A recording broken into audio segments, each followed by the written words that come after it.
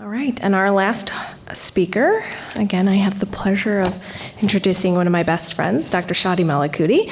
She's an assistant professor of medicine at Case and a board-certified rheumatologist over at Metro Health after we stole her from the UH fellowship program. Her overall research program aims to understand the role of vitamin D in immune health. While she's at an early post-fellowship investigator career phase, she has begun her portfolio as a principal investigator on multiple locally funded projects through the MHS Population Health and Equity Institute and through KCTSC, investigating the role of vitamin D in immune health and the intersection with health disparities. Thanks.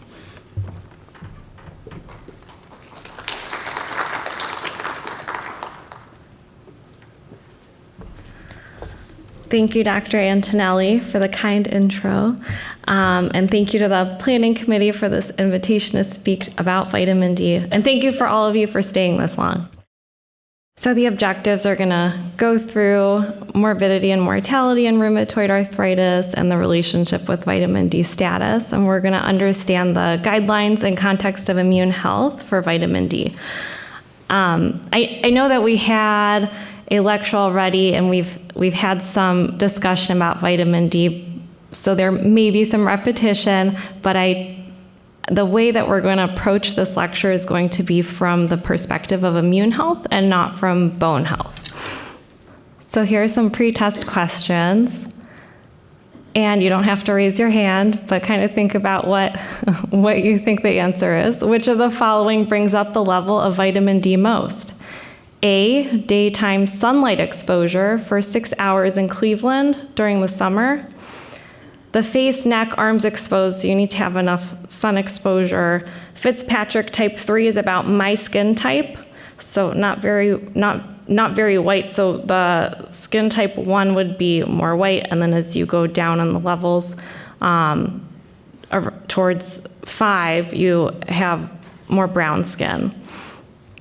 A B is 10,000 IUs of cholecalciferol, that's D3. C is 3.5 ounces of wild salmon, and D is 3.5 ounces of farm salmon. So everybody's had a minute to think about it. And the answer is A.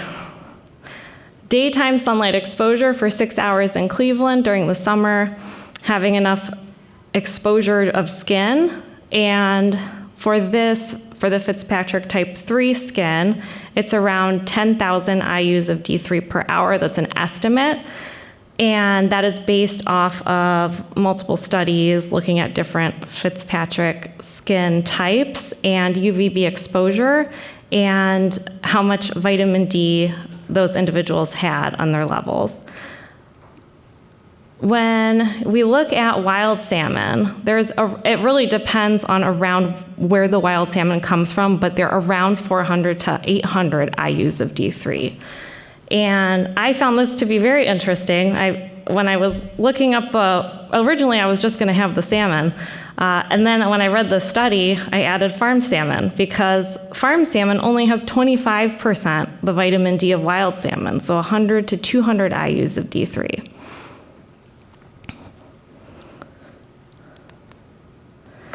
And we'll flip this around a little bit. Which of the following provides the lowest dose of vitamin D? A, sunlight exposure after 2 p.m. until sunset during a Boston winter. And I guess you'll have your face, neck, and arms exposed if it's a Boston winter and not a very cold day. And B, 400 IUs of ergocalciferol, that's D2. C, farm salmon, and D, wild salmon. So we're looking for the lowest dose here. And the lowest dose is sunlight exposure during a Boston winter. So in the afternoon, they calculated the dose that you would have. And they said it was impossible for even someone with Fitzpatrick type 1 skin, which is much easier to make vitamin D for, to receive enough sun to equal even 400 IUs of vitamin D. And again, we have the wild salmon, 400 to 800 IUs of D3, and farmed salmon, which was 25% of wild salmon, and 400 IUs of D2, we all know. And this is one of my favorite questions.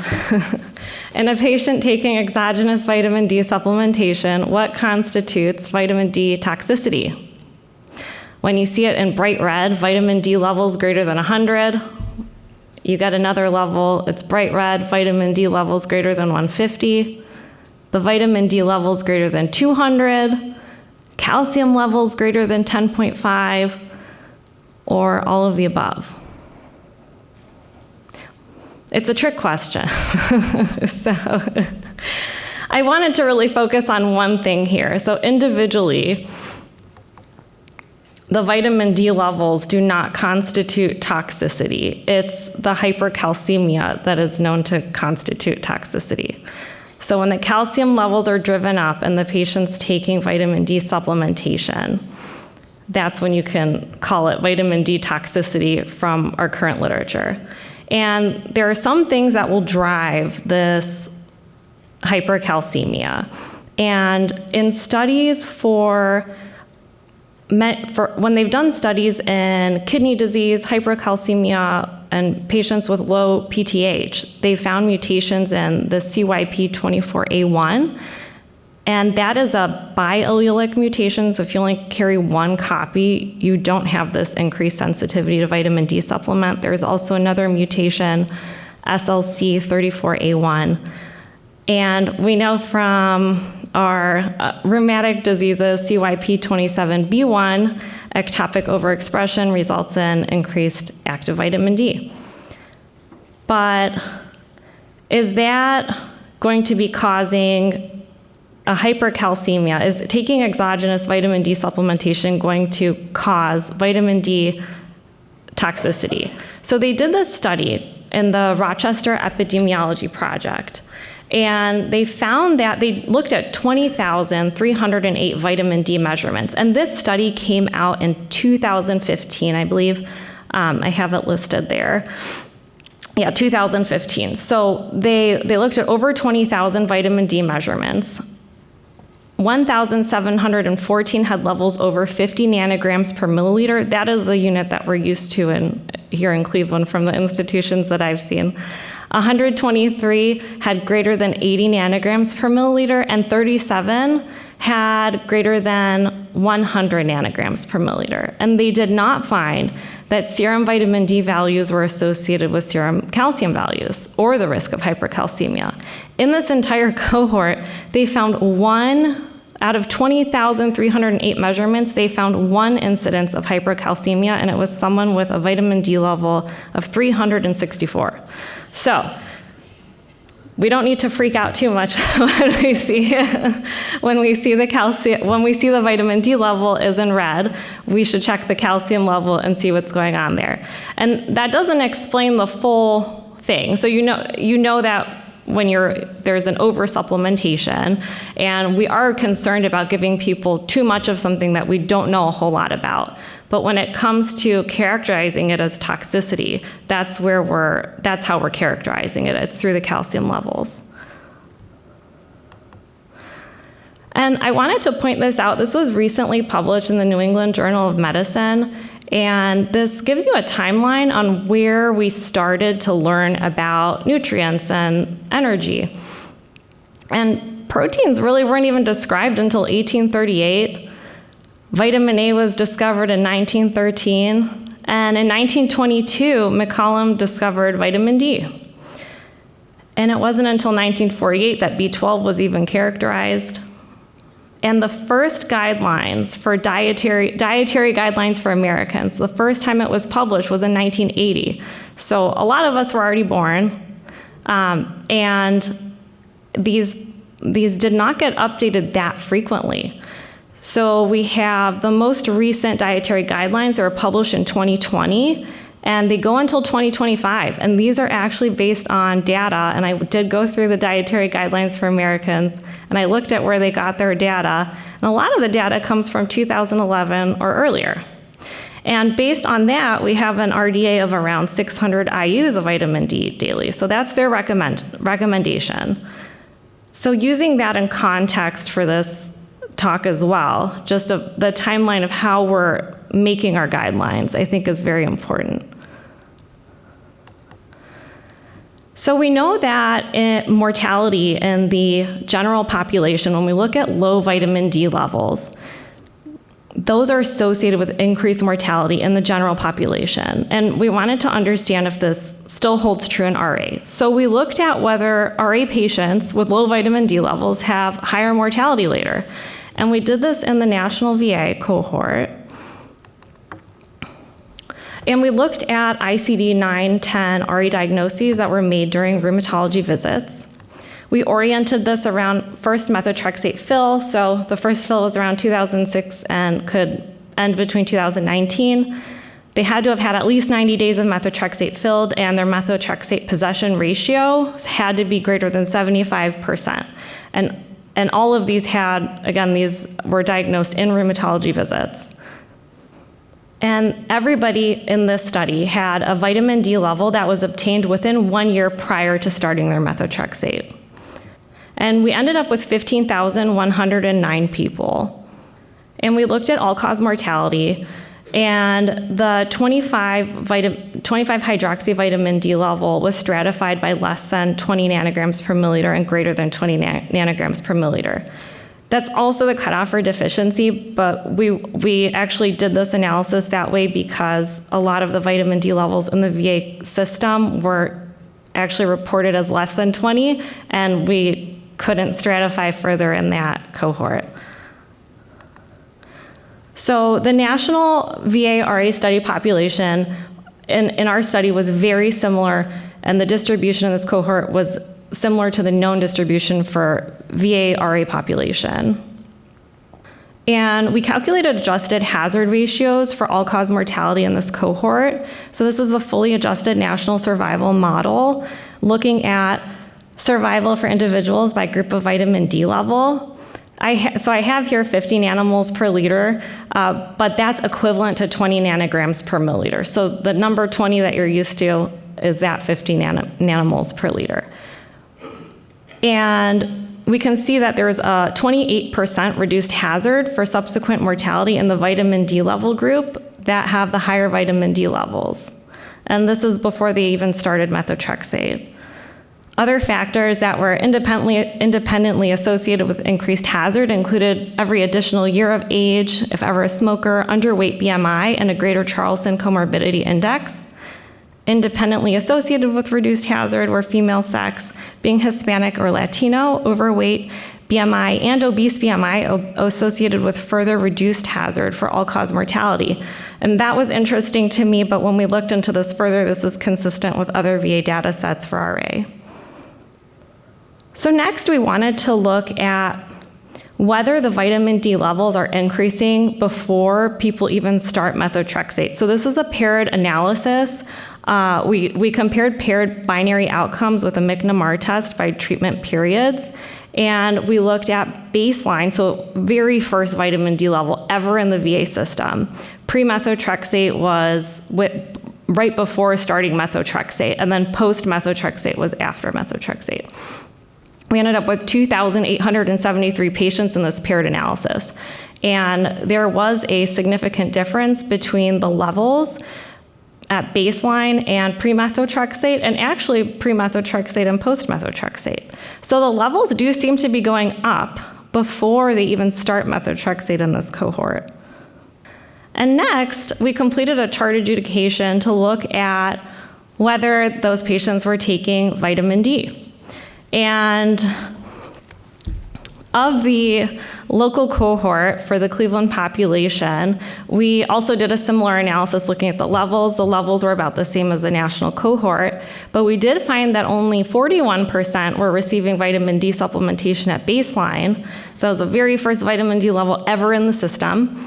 But after that, 85% were receiving vitamin D supplementation. That could have been bolus or daily, really any vitamin D supplementation in the system, 3 to 12 months after methotrexate initiation. So there were more people taking vitamin D supplementation. So we wanted to really understand that in the local cohort, and since we can't chart adjudicate for the national. And this was an interesting trial. They did a meta-analysis of randomized placebo-controlled vitamin D trials in RA, And they looked at different outcomes and calculated weighted mean differences. They found that vitamin D supplementation resulted in a significant improvement in the DAS28, the ESR, and the tender joint count, but not necessarily in other outcomes. They classified this as moderate quality of evidence for those, and they also found that there was some dose dependence. So vitamin D dose greater than 50,000 IUs per week had more improvement. However, there was a large amount of heterogeneity in how the supplementation was in these trials. So that's always a barrier when we're analyzing these.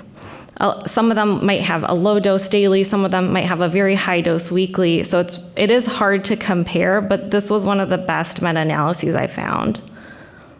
And you've already heard about this, but I will bring this up again. So the VITAL randomized placebo-controlled trial, we can talk about this very briefly, did show that there was a reduced risk of incident autoimmune disease in those taking vitamin D supplementation. I want to point out that the matched placebo included 800 IUs of vitamin D. They could have taken up to 800 IUs of vitamin D. So it wasn't that they were taking no vitamin D, and they also were following them for 5.3 years of follow-up, and they confirmed them through extensive medical record review. And here it is that we can see that vitamin D supplementation versus placebo reduced autoimmune disease by 22%.